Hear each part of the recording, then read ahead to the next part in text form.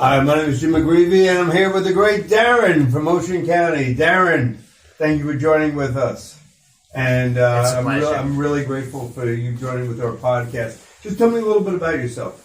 Obviously, I'm a huge Eagles fan. I'm sorry to hear that. Hopefully, Super Bowl bound this year. I was in the Marines. I never actually been, combat. Everything that I did in the Marines was humanitarian, and I went to orphanages and, helped kids in Japan, and then the main mission, in 2011 when Japan got hit with the tsunami in New Jersey. So first, tell me a little bit about you, though. Where'd you grow up? I grew up in all over the place. Yeah. I kind of moved around. My mom moved around a lot.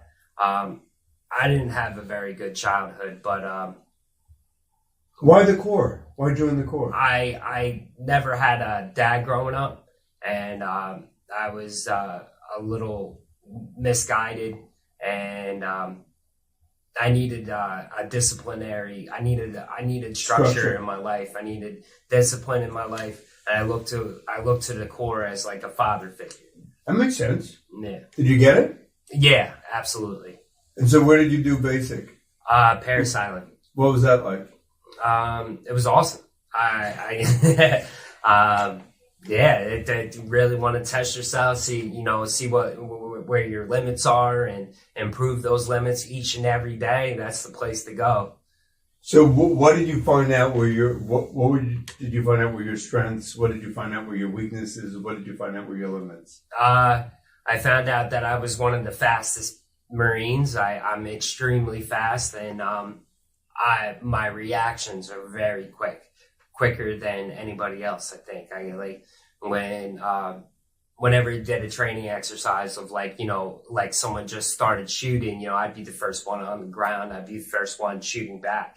So I learned that I was really fast at understanding the situation and getting, and reacting to it. Yeah. Before anybody else did. And then kind of everybody would look at, already see what I'm doing, and then, follow suit. Why did you think you were so quick? I have no idea. I think it's just a natural thing that I have. I've always been, even when I was growing up, I was a hyper kid, and I've always been hyper. Very quick about things. So it definitely helped when I was at Parris Island. And why the Corps? Why not Army? Why not Navy? Because it was the hardest.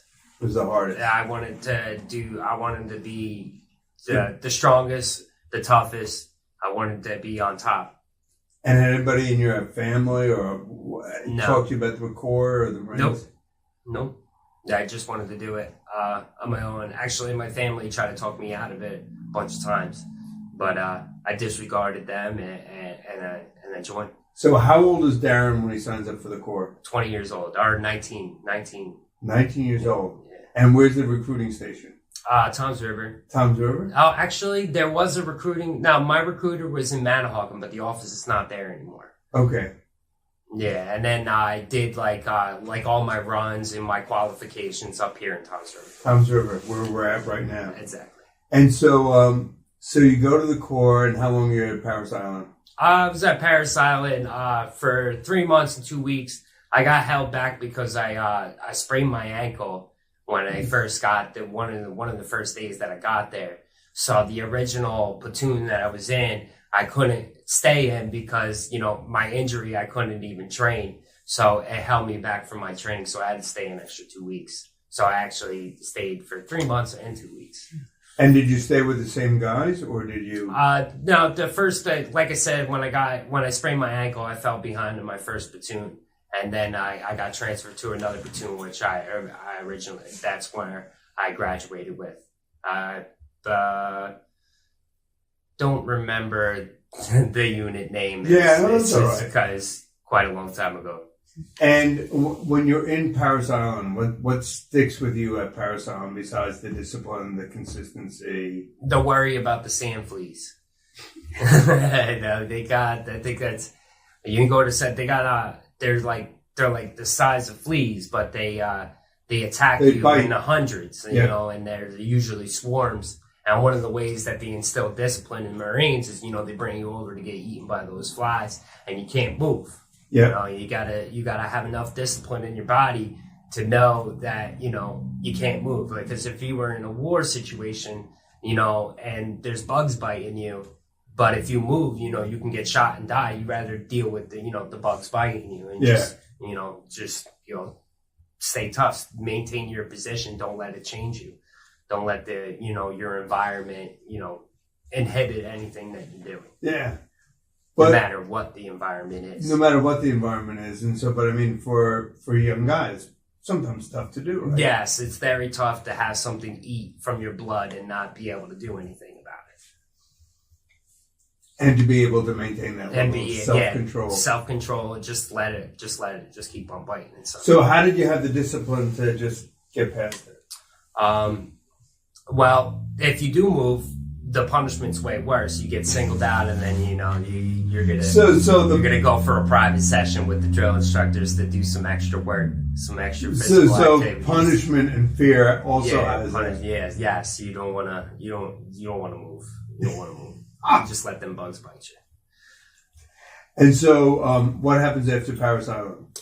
You go to MOS school. Yep. And you learn whatever trade that you know that you enlisted for. And what trade did you? I wanted to learn about mechanics, so I had nobody in my family knew any mechanics at all, and I thought it'd be the most useful trade to bring to my family because I looked at the tens and thousands of dollars that they spend fixing their vehicles. Sure. Even some of it, you know, the simple fixes. So I thought it'd be very profitable and beneficial to my family to become a mechanic, so I can help in that department and save them money. Yeah. And so how long were you there? An MOS school is about 3 months. Okay. And then you get certification, right? And then you get certification. Everything that you do in the Marine Corps is compact, and you're learning at a much faster pace than you will learn in the civilian world. I think the same school in the civilian world would have taken a year or two. But the way that they do it, you're there all day. You're learning all day. And basically, every hour that you got is, you know, put to, you know, learning your trade. And then after you're done learning your trade, you can go off to your first duty station. Actually, I forgot something. Before I even go to MOS school, I went to infantry training. Okay. Because every Marine has to learn the basics of infantry before they learn the trade. So and how long was infantry training? I think it was only a couple of months. Okay. It wasn't very long. Basically, you're in the field the whole time, you know, learning how to shoot all the different weapons, you know, you learn how to throw your first grenade, just different stuff, all war-based, all just understanding land navigation and just knowing what to do in a wartime scenario. Because you're in the Marines, you're all fighters, and then you know, if you need to, you know, have a day job, specialize in something, that's like your secondary job. Your first job is, you know, to eliminate whatever threat or enemy. So what are you thinking about the Marine Corps at this point?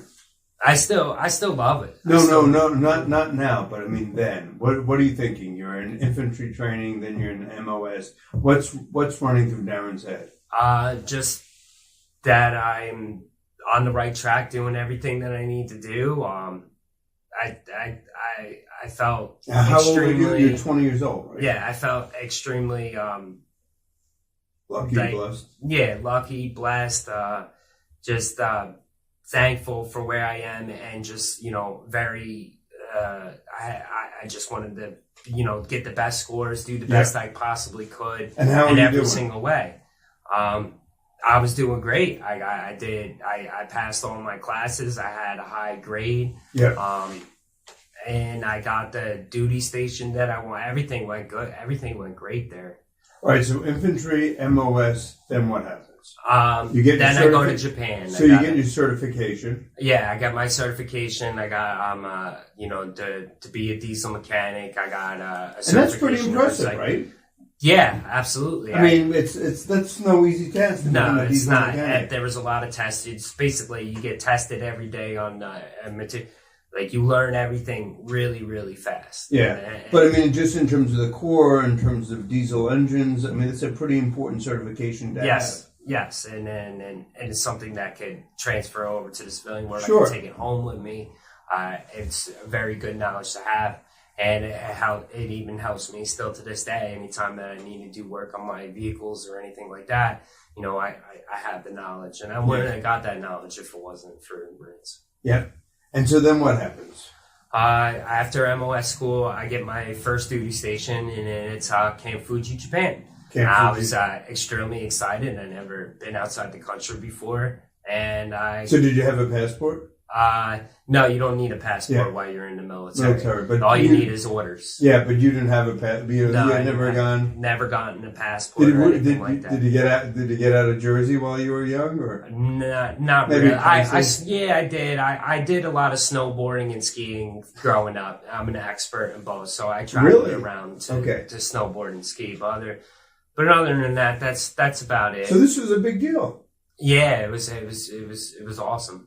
So how do you get from MOS to Fuji? All right. Well, you go home. They give you like a week or two to go home and see your family before you leave the country. So you go home to Jersey. Go home to Jersey, and then after your leave is over, you go to JFK, and there's a couple of connecting flights, and then 12, 13 hours later, or 20 hours later, you're in Tokyo. Yeah. And then from Tokyo, it's about a 2-hour trip from Tokyo to base. And is it a driving trip, or is it? Yeah, I think it took around 36 hours total just to get from New Jersey to my base. And your base is where there? I was at Camp Fuji, Japan. It's the huge volcano that made Japan.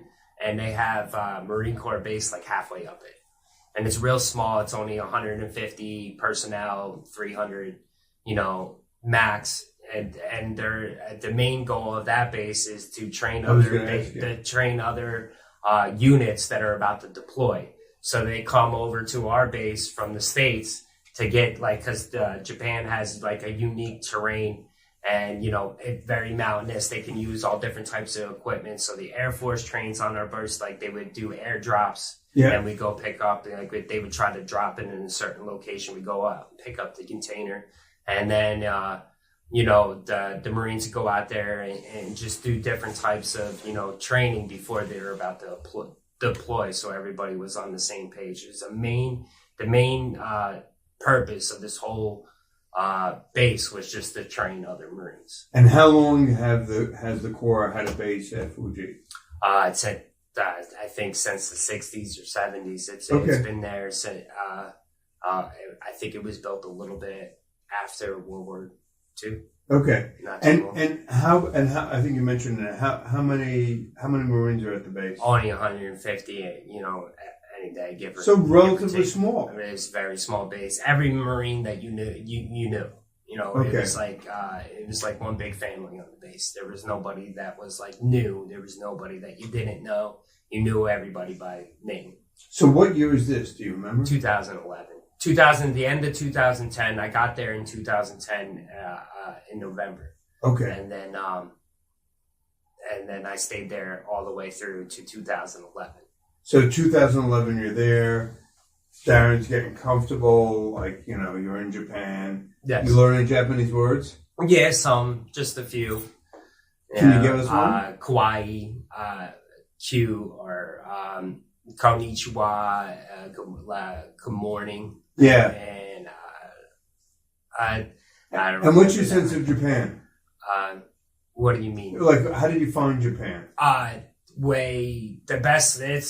It is kind of the best place that I've ever been. They're very futuristic.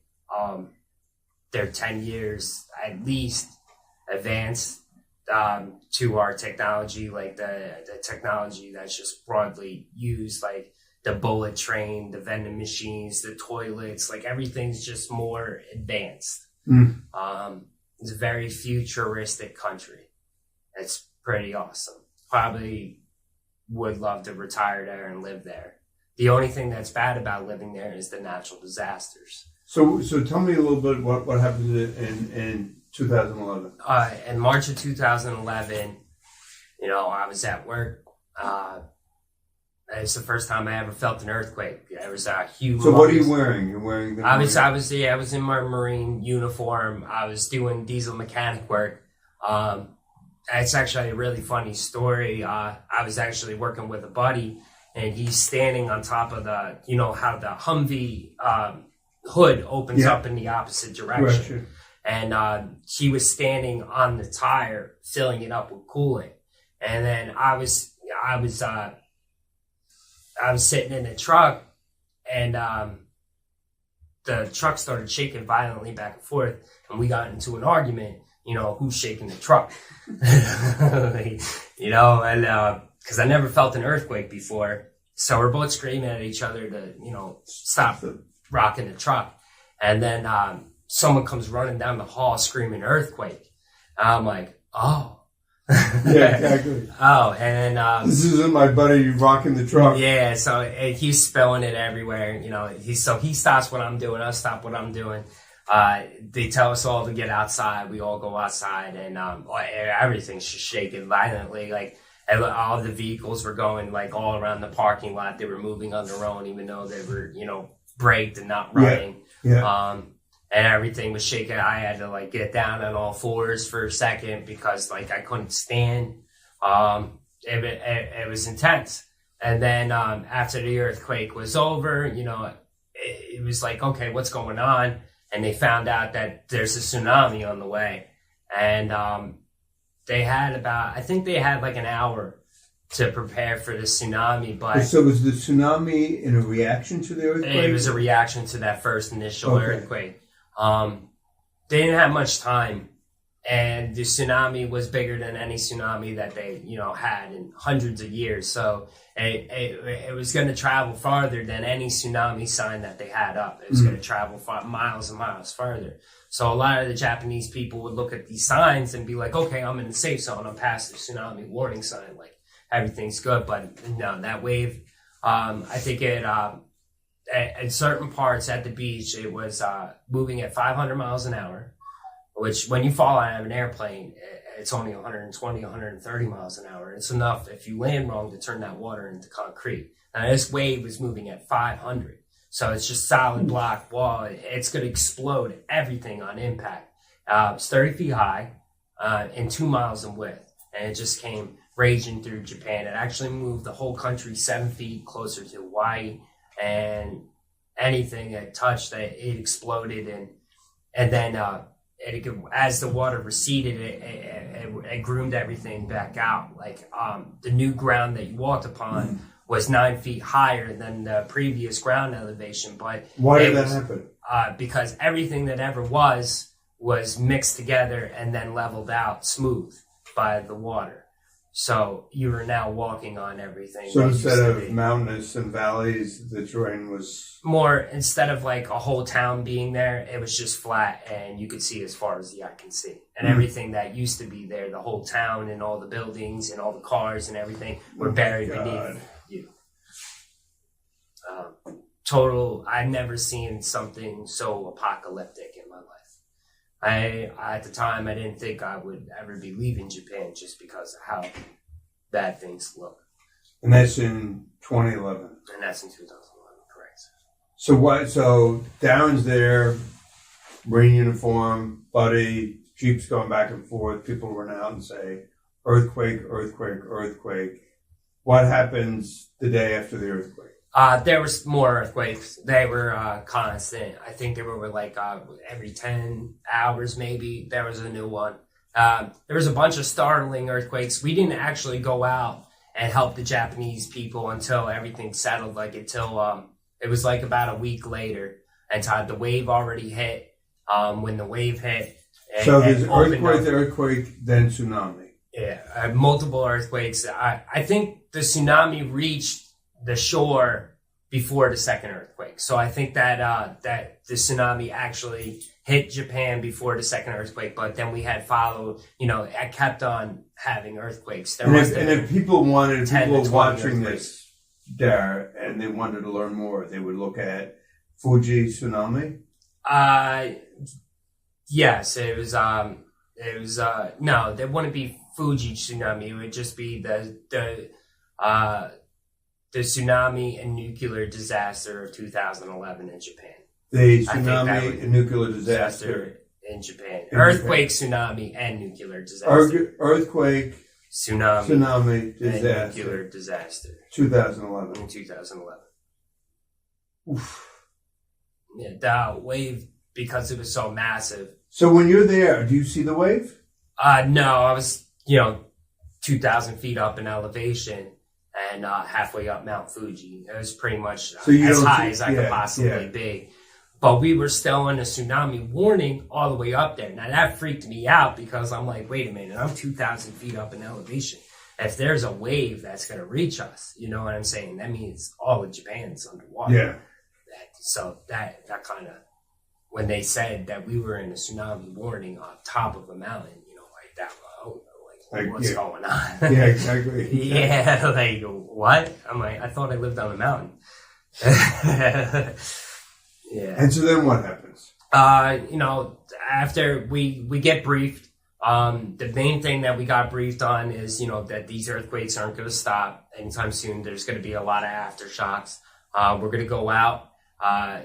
There's huge devastation. We get, I'm starting to, because there was no real damage on base because of how high up we were and I guess how far. We were just far enough away that all we got was a little bit of shaking, some cracks in the walls and stuff like that. Some easy things to fix. But the rest of that Japan was not so much. Yeah. And so we started to learn about all the different devastation and our main mission, and they start briefing us on everything that we got to do. They told us that there was going to be radiation and that so they say that. Yes, they prepared us for radiation and the basic brief on we got radiation monitors that put on our chest. Can I ask you who's doing the briefings? Our commanding officer at the base. I think our colonel or chief warrant officer or an officer of sort that's. So he's walking in and saying, "Hey, Darren. Hey, guys. Yeah, we have all of us there. We've got earthquakes, we've got tsunami, and we've got radiation. Now, why is there radiation? Because there was 3 nuclear reactors that got blown open at Fukushima nuclear facility, and as a result of the tsunami. Because they built their nuclear reactors right on the beach, pretty much. So it was directly hit by the wave. And it's not so much the earthquake; it's the tsunami that opened up the new reactors. There was 3 of them. Total. And all 3 were. There was 4 total. 1 was all right. 3 were broken. And so you're getting reports? They just told us about it. They gave us the radiation monitor. They told us. And what's a radiation? I'm sorry for my ignorance. What's a radiation monitor? It records the amount of radiation that you're exposed to. And it makes noise when you're in an unsafe location. And you'll see, it'll start beeping, and you look, and you'll see the numbers going up and up and up, and that's your cue to get out, wherever you are. The radiation travels with the wind, and at any point in time you could be in it, and that's the only thing that. So they give you they give you what? Can you say it again? A radiation monitor. They give you a radiation monitor. Is that to where while you're in the base, or is that to where? We got the radiation monitor at base, but we deployed to Sendai Airport, which is an airport that was just north of Fukushima in Sendai, 1 or 2 towns north of it. And there's a big airport there with a big landing strip, and a lot of the airport was still standing. So our main mission was to get that airport operational because we could land C-130s with blankets, supplies, food, everything that the Japanese survivors could need. And there was no other real way because the roads were inaccessible. Everything, it was inaccessible unless you had big military vehicles that could go through that. So what are you wearing when you go down to the space? Just camis and stuff, but it took me a while to get to the airport there was a couple of failed times that at first they tried to take me in a helicopter. The helicopter had no windows and it had no doors. It was meant to, shoot at it. But there was a blizzard at the time, so we flew into a blizzard, and the blizzard was so bad that we were all about to freeze to death in the back of the helicopter. So they actually turned the helicopter around, went back, and I was in the same place that I took off at. Like, I thought, I finally made it. I'm curled up, freezing, and then I get off the helicopter, and we're in the exact same spot. And I was just like, oh, damn. Yeah. And then they loaded us up in a C-130, and I had us land at the airport with the C-130. Apparently, there was Marines that got there before me. Yep. That left a little bit before my unit. That we broke up into different groups, and one unit convoyed out to the airport, and they were the first to actually reach the airport. They made enough of the landing strip clear so I could come in on a plane. And then when I came out on the plane, pretty much the rest of the Marines that were left on base, I think I was one of the last Marines to actually show up to the airport. And what did you do when you get to the airport? We basically, just start cleaning up, and the devastation. When you say clean up, what does that mean? To make the streets drivable on, to make the buildings free of debris. So what are you using? Buildings. So all this stuff is all this radioactive? It could have been. Yeah. So everywhere I went, my yeah. monitor went up. So you have earthquake. You have tsunami. You have nuclear reactor. 3 nuclear reactors, right? Yeah, I didn't know that there was 3 nuclear reactors at the time. No, but yeah. It was just that there was a radiation threat. It was one of the, I and it's going off. It's going off. Reactor. Yeah. Yeah, everywhere I went, it went off. It went up in number all the time. And Darren is on the street, like part of my ignorance. Are you picking it up with your hands, or just just picking up things with my hands. We had 2 tractors, but we had our people, our Marines that were from the central states that grew up on farms. We put them in the tractors. I grew up in Jersey, so they're not going to. You're not good with tractors? No, I never drove with tractors, so I'm not going to be one of the ones that were operating it. So yeah, everything that I cleaned up was just with my hands. And then what happens? Once how long are you doing this for? A month. A month. Yeah. So day after day after day. Yeah, we slept in the airport terminal. We had, everybody slept in there together, and then we'd wake up and. So everybody's in the airport terminal. Everybody gets up in the morning and goes out. Yeah, we all spread out and go to our, wherever, that we were cleaning that day, or we go back there tomorrow. And where do you put the garbage? Just in some grass, where away from the if you're cleaning off the street, there's 9 feet of debris. So you're slowly taking all the debris out of the street and putting it on the sides of the street. So so we would have big mounds of debris on every place that there was if you were shoveling snow in the city, you don't really have a place to put it except for little tiny areas. So you get your big mounds of snow wherever you could fit it, so the traffic can get in. Yeah. Same thing with the debris. Wherever you could put Except it. This is all probably radioactive debris. It could have been. Yeah, I at the time I don't think there was a lot of nuclear radioactive knowledge throughout the whole military. Really, I think we were all it was all our first times of dealing with that type of situation. The United States hasn't had a nuclear accident since 1979 in Pennsylvania at 30 Mile Island. Yeah. So it's been quite a while since, any type of nuclear accident has occurred. And no one was even the Japanese weren't prepared for it. That's why they needed us so bad. We had all our gear. We were, for the first month or 2 months, 3 months, possibly even longer, we had all our gear, controlling. Even at Fukushima in the nuclear reactor itself, they used American robots to start cleaning the radioactive waste up because they didn't have their own robots to do it. And so until they developed their own robots, they used our stuff. basically there was a doesn't anybody say, Darren, don't anybody say, like, I don't know about this? No, not really. We just wanted to help the Japanese people. Good young Marines. The Japanese people, the people that lived there, were a lot worse off than us. No, someone needed to go there and help these people. Did anybody say, how about protective gear, or? I didn't have much protective gear. No, I had nothing covering my face. I didn't have any protective gear. The only thing I had was the radiation monitor that monitored my radiation exposure, which I was told when they calculated and they finally took the final calculation off the radiation monitor that it was elevated. I could develop cancer. I could have, some serious health issues in the future. And they said, just, make sure you contact your VA, if you do end up getting it. And, at the time I knew I was, in too much radiation. I felt a change in the way I thought. I felt like a different person when I got back to base. And I also can't even remember how I got back to base.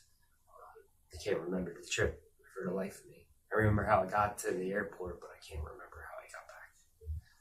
And then, and how long were you at the airport for? About a month. About a month. And then I've been trying to think of how I got back. I think we either convoyed back or they flew me back, or I can't really remember. So that's a red flag to me that it already started affecting my brain at that time. Yeah. And I found out on the internet and, through some research that radiation starts damaging your brain cells at 1,000 milligram, and I believe I was over 3,000 milligram, but I don't know how long and how much damage it really affected me. So you come home back to the base, and what happens? Well, when I got back to base, I noticed that there was a difference, and in you? Yes, I felt like a really bad anxiety, and I felt kind of I don't know.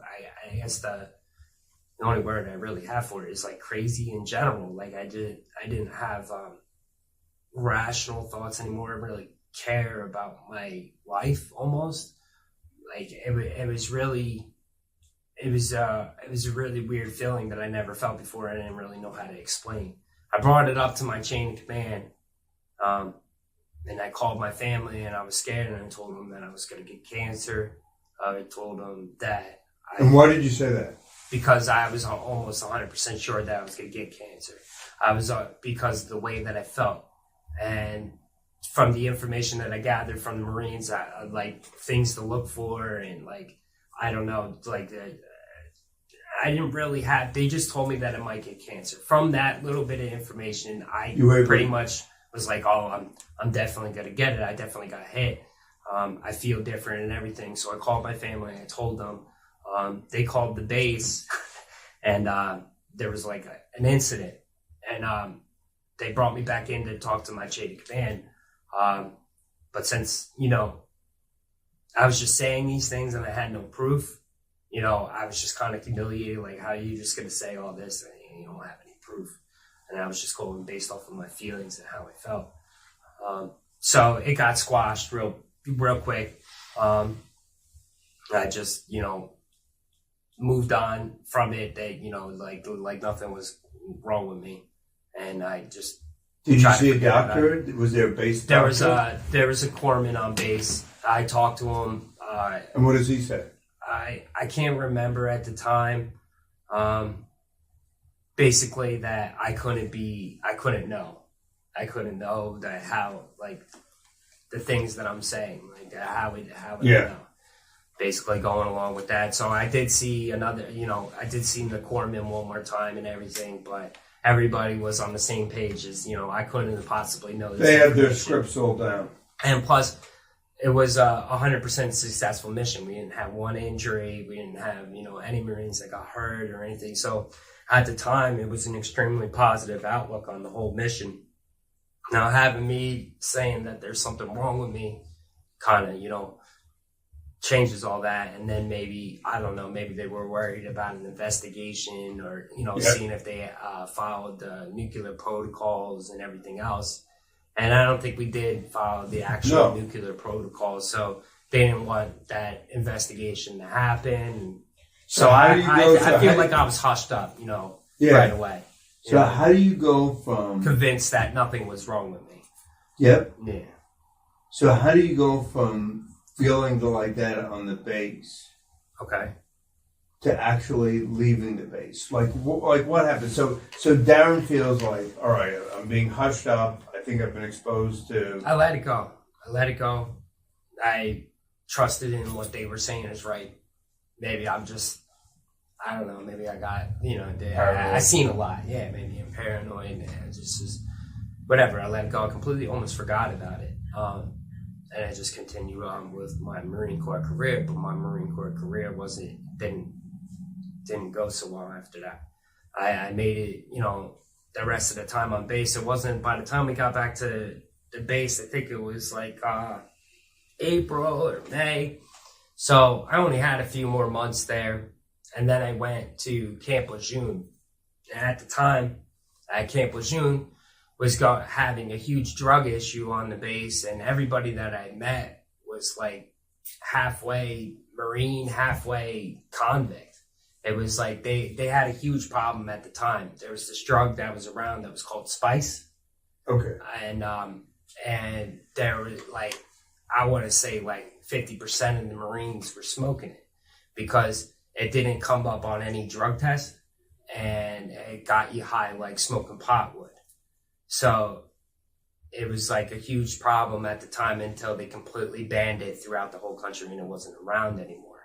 But it was illegal for military members to use, but legal for civilians. Yep. So you could go out and just pick it up from any store and then go back to base. Like it wasn't, it's not like you had to go to a drug dealer or something like that. So what's Darren thinking about all this time? So he's at Mount Fuji, he's left Mount Fuji, he's come home. What does Darren think about this whole cleanup operation, this whole exercise? No, I was kind of proud that I did it. I was kind of proud of myself that I was, and everything. But I had huge mental issues. I also started drinking heavily while I was over in Japan. The legal drinking age for U.S. military in Japan is 20 years old. Yeah. And I just turned 20 when I arrived. Like I enlisted when I was 19. And then, went through school and everything. And then in July, I turned 20. And then in November, I was in Japan. So by that time, I was legally able to drink.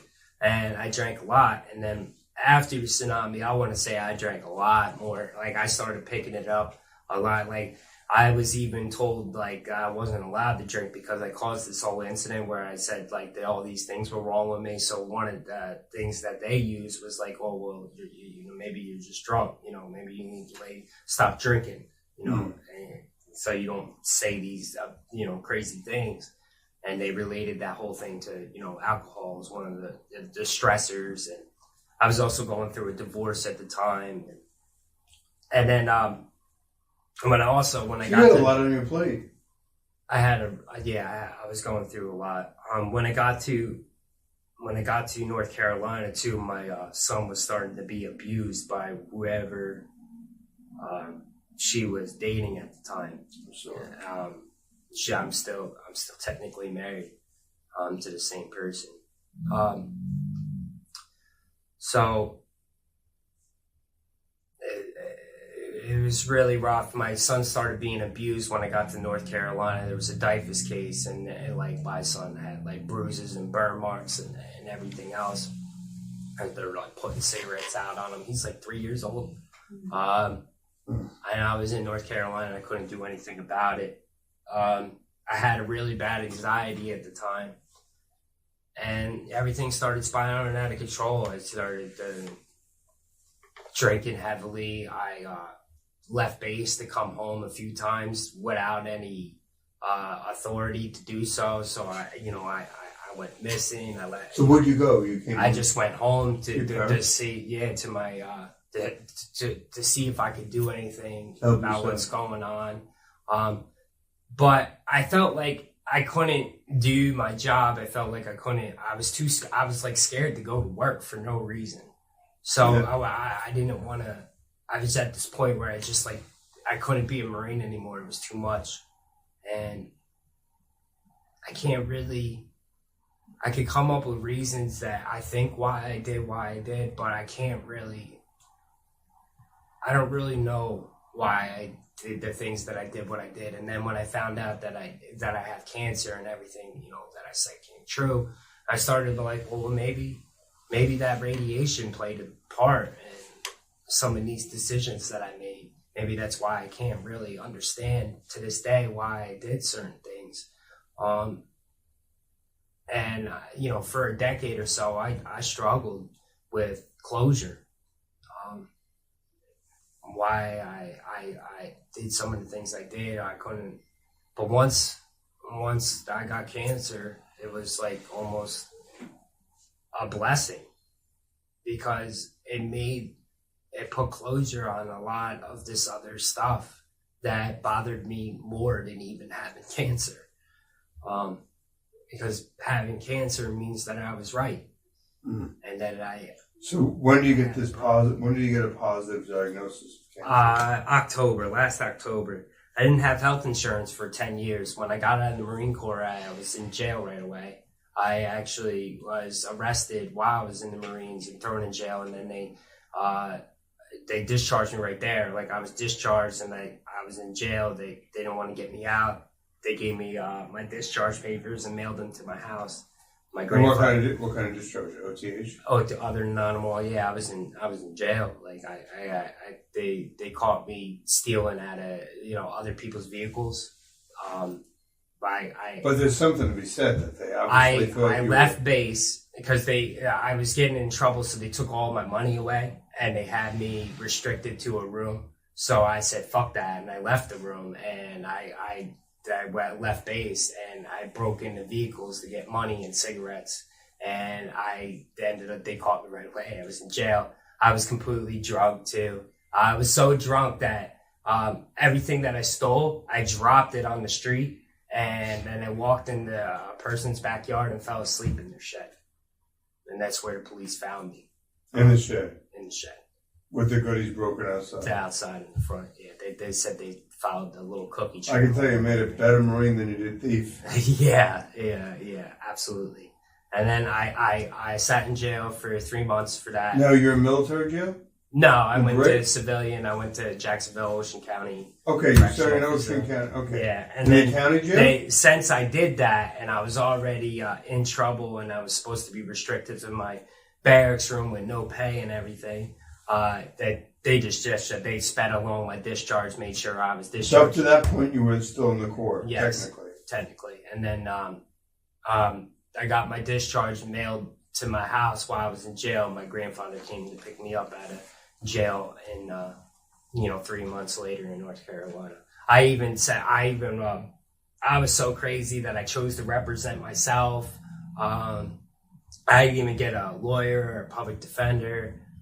I sat in there for 2 extra months just because I chose to represent myself. That was one of these weird, crazy decisions that I was making constantly that just didn't make any sense. So the cancer, you get the cancer and the cancer travels. Yeah, the type of cancer that I have is common with radiologists. Radiologists commonly take iodine. That's something I forgot to mention. That was the other, without the radiation monitor, I was also taking iodine because iodine protects your thyroid from thyroid cancer. But it only protects your thyroid. And now why the cancer that I have is common with radiologists. They also take the iodine, which disperses the radiation throughout the rest of your body. Now you can still get cancer. You're just not going to get thyroid cancer. Yeah. Now, the type of cancer that I have is metastatic melanoma. It's cancer that spread throughout my whole body and my organs. Like I got lesions on my spine, lesions on my liver, lesions on my lungs, and just throughout lesions on my hip bones, and just spread out throughout my body. And you're convinced that obviously this is... it only makes sense because radiologists towards the end of their careers, when they take iodine because they're exposed to a small amount of radiation throughout their careers, they found out that radiologists end up with metastatic melanoma, the same exact cancer that I have, from their radiation exposure. Yep. Even though they're taking iodine, they still end up with this metastatic melanoma, which is skin cancer, but it's like internal. I don't have any weird looking like growths on the outside of my skin. They couldn't actually find my original tumor, which makes it harder to treat because they want to remove, usually how cancer works. They want to remove the original tumor. Yep. And then, treat the rest with, radiation and therapy, which I couldn't do radiation either. My doctor, since I told him how I think I got my radiation, I'm lucky enough that within like 5 or 10 years ago, they came out with this stuff called immune therapy. Yep. And that the type of cancer that I have can't be fixed with radiation. I have less than a 5% chance of survival if I did chemotherapy with the same type of radiation I have, which makes sense to me because if I got it from radiation, how is radiation going to be my cure? So it wasn't. I'm feeling a lot better today than I felt a couple of months ago from the immunotherapy that I'm in. It's kind of like chemotherapy, but there's zero radiation. Zero radiation. So tell me, so you get the cancer and you want to get cancer treatment. What is the VA? What happens with the VA? I never seek the VA because I everything that I've done wrong, obviously breaking into cars, doing drugs, all this stuff was absolutely terrible. So I owned up to it. I never contacted the VA for anything. I kind of just it's like I kind of felt like I was just a piece of shit and I didn't deserve it. Why? Because of the decision, the actual things that I've done in life.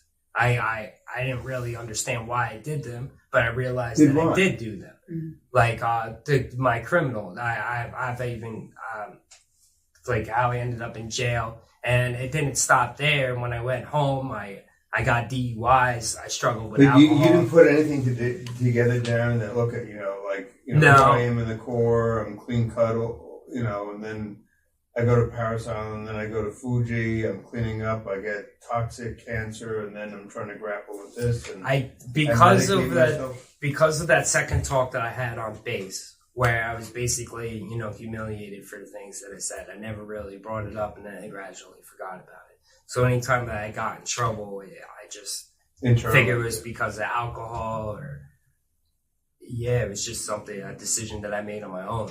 It wasn't until that I had cancer and remembered everything that I felt like I could share that responsibility a little bit. And it wasn't completely all my fault. And if I was medically discharged right after the tsunami and put into treatment, my whole life would be different. And probably not have any of these. I wouldn't have been breaking into cars, I wouldn't have been doing drugs, I wouldn't have been drinking. I would probably be a lot better off because I would understand what was wrong with me and, be making progress to fix it before it was too late. So, OTH, what does the VA do? So I have an other than honorable discharge for misconduct and drug abuse. Obviously, with the things that I just said are pretty horrible. And by the way, I'm not saying because you're here, they're not so horrible. Well, I feel like they're horrible. I hate that I did this. Okay, that's legitimate. But I mean, there's a lot of guys in America that do far worse things. Yeah, well, that's worse enough for me. Okay. It's not something I wanted to do. No. And it's something I still regret to this day. So, does the VA help you with the cancer treatment? No, I haven't got any help from the VA or anything. I haven't got one thing from my grandfather wrote the president, and he wrote him back, referring to the VA, and then my grandfather called the VA and they won't do anything without the privacy release statement. A lot of the stuff with the VA is taking time. I never contacted the VA once in like 10 years after, because like these things that I did wrong, I'm like, okay, I did this wrong. I'm not like all these other service members that were honorable to their country and stuff. I'm not honorable. I felt dishonorable, you know? So I never contacted. I think it's a little crazy personally, but that's well, that's the way I felt. I never contacted him. I had my neighbor, who works here. He was telling me for years and years. He was like, "Oh, contact this person." He gave me your number. He must have given me your number for like 3 years before I actually called it. Sharon McGreevey. Yeah. And, because I didn't have closure. I didn't understand why I did the things I did. And I just owned it. You know, I did these things. There's no way that I'm qualified for anything. But I told my story to Chris before I even had cancer. And he thought even before I had cancer that, you know, what I went through was a little messed up and maybe I should contact my VA. But inside, I didn't think that. I thought it's my fault. I don't deserve anything. I'm not going to contact the VA. I try to be a good person. I try to not lie to people. I completely, as soon as I stopped drinking 7 years ago and all the substance abuse issues, and I started building my life and building a lot of good things. Like I got a son, a daughter. My daughter's only 4 months old now. She's beautiful. It's great. Like my life is great. I started building my life about 7 years ago when I completely stopped drinking. I found a good girl and everything, and it started. I went from homeless to everything that I got now. Basically on my own. I was disowned from my family, disowned from most of my friends because of the things that I did. No one really talked to me or supported me anymore, and I did everything on my own. With my girlfriend's help, I guess not on my own. That's pretty important. She's big help. So, has NJRC or Sharon been a help to you? Absolutely. She's helped me every step of the way. It's been awesome. She like when I go to the doctor's appointment, sometimes I would have her on speaker so she could hear, and she made sure I was getting treatment. She made sure I was getting help, and then has helped me with everybody that I had to see so far, and has called me to check up on me, and she's definitely gone above and beyond to help me. Absolutely. It's a little of the everybody else that's slow kind of thing, like the people that work at the VA and how fast they can process paperwork, and that's more of like the slow end. But Sharon's definitely been on top of everything and has been helping me out a lot. So what do you feel like young Marine, a veteran, service to the country, and I know this isn't the time and place, but you know, I don't know how smart it was to send young Marines to clean up nuclear waste in an airport and expose them, but I mean, there's. I mean, I just want to say as an American, thank you for your service, Darren, and thank you for what you did, and I appreciate that. I kind of feel awkward when people say that to me, especially for the past 10 years, because you know I didn't feel so honorable, and I still don't until I can get it in writing, until it's a permanent thing. Well, we're fighting to get the discharge upgrade I feel like fair would be the medical honorable discharge for right after the tsunami, and all that stuff that happened after was just a really big misunderstanding of my mental health. But I also want you to think that not everything is perfect in the world. The United States I understand. Government isn't perfect. The United States military isn't perfect. Yeah, we all make mistakes. God willing, they try to do the right things. I think we did the right thing. I don't think we might have followed protocol all the way because we didn't know what the nuclear protocols were. But we knew these people needed help, and that's what we do. Yeah, but I'm going to also push back on Darren and saying Darren did the best he could. And Darren, by alcohol, was trying to get through the pain of what he was facing, and so I definitely felt like drinking definitely helped me just get through pass it. out or basically treat my. I was using it to treat my like crazy anxiety and symptoms, which it didn't. It just but maybe it made it worse. But, you know. But they all came back out. I was sure, of course they do. But you're not the first guy or the last guy to do something to self-medicate. Yeah, I guess. So. I mean, you know, if you can give a pass to the U.S. government for sending a bunch of Marines to clean up a site on an airport, you can give a pass. You can give at least understand Darren and give him. I'm very. I don't like they took me right after that tsunami and everything I was going through, and then put me at a base where they were having substance abuse issues. That's what I really didn't like, because when I was in Japan, I was just drinking too much. And when I went to North Carolina and the drug issues that they were having on base and everything else, and I wasn't in this little tight community anymore. I wasn't just 150 Marines and I knew everybody. I didn't know anybody. It was a gigantic base. I knew nobody, you know, and all I knew was people that were doing drugs and people that weren't doing drugs. Yeah. And sometimes you couldn't tell the difference. I really feel like that environment that I was put into helped me be so self-destructive. It really, like, if I would have just stayed in Japan, I don't feel like I would have been as self-destructive. I probably could have gotten more help, more monitored. Are you drinking? Maybe that you could have just told the store not to sell it to me. All that stuff. I feel like I could have gotten more reasonable help just staying on that base than going to North Carolina where I don't know anybody and they don't know where I came. Like, they don't know anything about me either. So I was on my own as soon as I went there, and I didn't do good there. My son was getting abused, and I had so much on my mind, and it was terrible there. It was absolutely terrible there. And I was just, one of the worst Marines that worked for the unit right away, because it wasn't doing my job. It wasn't focused. But you also... I was abusing substances. It was horrible. It's a horrible place to be at the time. And they're actually even known for misconduct. It was French Creek and Camp Lejeune. It's where they supposedly put all the bad Marines. So they have me with all bad Marines.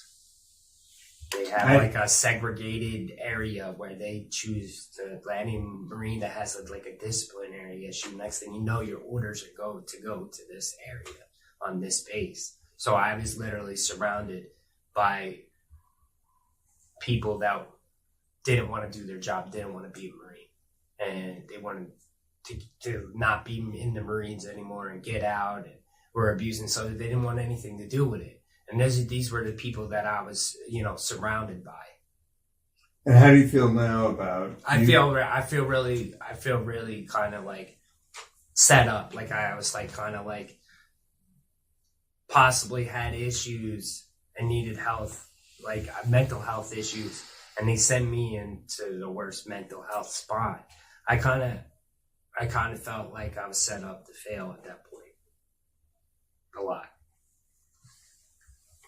I feel like anybody that was going through the same things that I was going through probably would have done the same thing.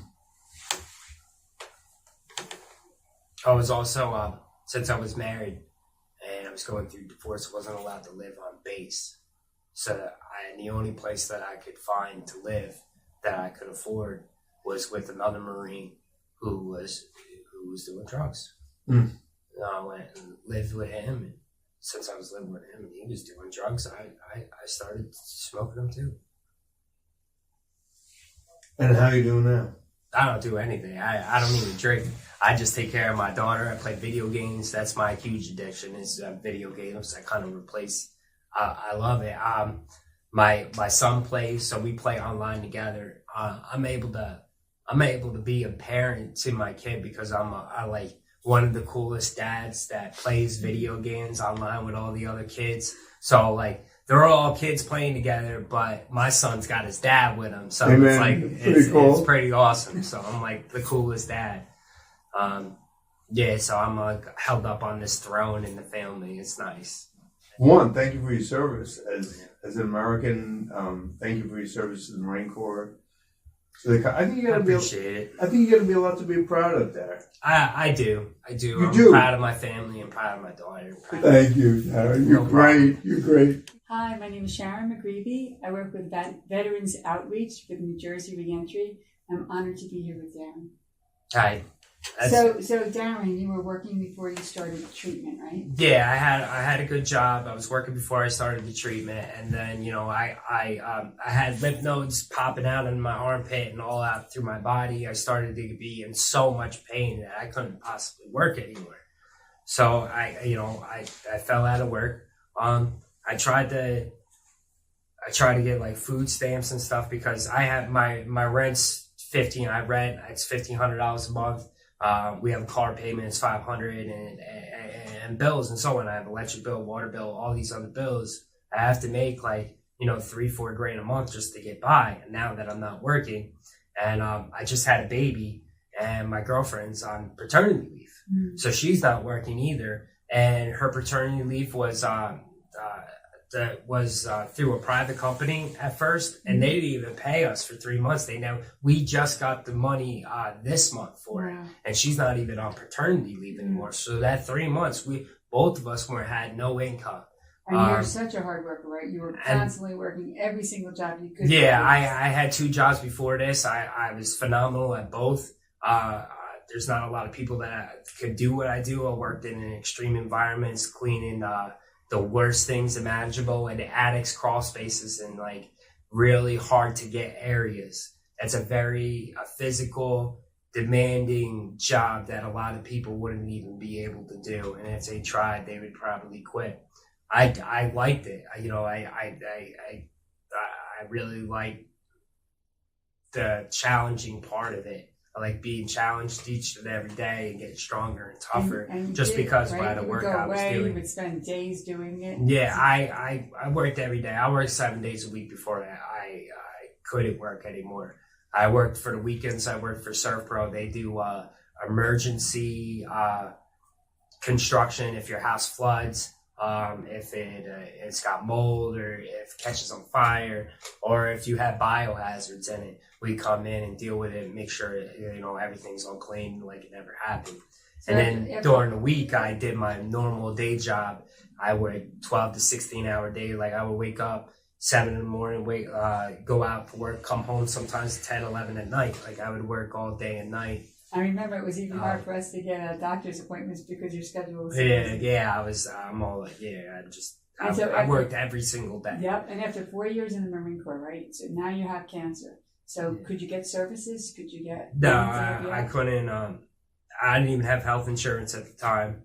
I was able to apply for health insurance, but the only reason I got it is because I have a daughter, and I was insured through my daughter. My daughter is only 4 months old, but she's already saved my life. Mm-hmm. If I didn't have her, I probably wouldn't have been approved for state insurance because of their qualifications and everything. Mm-hmm. And I would have never gotten treatment for my cancer, and I probably wouldn't be here now because of how rapid it was spreading and how I felt like I was pretty close to dying, a few months ago. And I remember a few months ago, you said, I have to take this I spent most of the day on the floor in the fields. Like I was in a lot of pain and discomfort and felt like I was dying. Today I feel kind of great. But without my daughter, it wouldn't have never happened. And I try to get food stamps because we're really tight on money, and so I figured that like maybe I can qualify for some food, but I don't qualify because they won't recognize my lease because it's 7 years old. But I'm not going to get a new lease because it's been 7 years. And my landlord would most likely just raise my rent, mm-hmm. which would be completely, unproductive. I even showed him evidence of I gave him my lease, and then I gave him the current rent checks that we send every month. It has the same address and everything on it, and they still didn't recognize it. They used it as an excuse to not even let me have food stamps. They said I got a paper in the mail that's saying that it costs $32 for housing in New Jersey. That's how much they qualified. That when my rent is $1,500, since they couldn't recognize my lease because of their technicalities, they gave me a paper saying that the $32 is what they have it for, as as how much it costs to live in New Jersey. I think a few years ago when the change in presidents and how people were abusing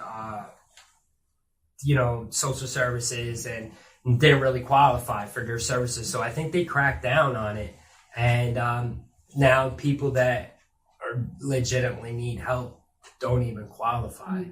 And how are you doing now with money? I had a cancer foundation that paid my rent for a month. And all the staff at the hospital that I go to raised money to pay for my rent for another month. And then my girlfriend's back at work now. So we're getting by. We're saving every little bit of money that we can, and we're getting by. But I have no help for any other than those two things. David's Dream and Believe Foundation is a cancer foundation. They gave me a whole month's rent. It's really cool. And your organization's been pretty much the only organization that's helped me so far get everything so I could possibly get some assistance so I can still pay my bills and be productive in my life. I am trying to get back to work as soon as possible, but I don't want to go to work and figure out that I can't work either. So I want to be ready. I'm feeling better, but I am still in treatment. I'm still, fighting cancer. So I have to, I want to be tough and I want to get back to work, but I kind of know that I probably wouldn't be able to make it through, especially one of my work days. I was pretty beastly, and I have to get right back to that level again. These environments are not going to get any easier for me. That's So, I really like what I do, and I really like the physical aspect, the mental aspect. That every day you have to overcome these spaces that you're in mentally and physically. I like that. Yeah, you're a hard worker. I like it. Yeah. I even had Chris, who works here. He's worked for me for a little while. He can tell you how hard it is. We're happy to hear about other angels that are out there helping you with the rent and do what we can. But there hasn't been one state really organization that out there. I think a lot of the state-run organizations are just about the money, how they can be the most profitable, how they can make the most money. Even social services, I think they're just go. Their main goal is to save money and prevent fraud. Is even more than it is to actually help people. So if there was a law that was stopping people from getting help, but also stopping fraud at the same time, they're going to keep it because the stopping fraud, I feel, is more important to them than even if it stops somebody who really needs help from getting it. Right. So you said that your wife has been such an incredible help for everything. Yeah, I have a complete opposite to me for a spouse. She's a really, really, really, really good person. She's like an angel. She's helped me so much. She's helped me through my alcoholism. She's the main reason why I'm alcohol free today. What's her first name? Emily. She's the one I had my daughter with. She's just an amazing person that I didn't think people like her really existed anymore. Nowadays, a lot of girls my age are really not looking to get married and settle down, and it's just not a popular thing anymore. I don't really know why. That's all I wanted. But I found a girl that wanted the same thing, and it's been awesome. That's awesome. And she's seen me in my worst mental states. I met her, when I was still struggling, and she loved me enough to fight with me, even though I made it hard for her. She stuck around no matter That's what. what love will do, right? Yeah. So thank you for coming to us. Thank you for letting us help. We hope to help a lot more. Thank you. I appreciate it. I'm looking to, I want to spread, my story and tell it as much as I can. I feel like alone a little bit, and maybe there's somebody else that's like me out there. Yep. And we appreciate you, and we appreciate what, the frustration, the pain that you've been through, and we feel that we need to do our part to spread that word as well. I appreciate you. Thank you. Yeah, thank you so much.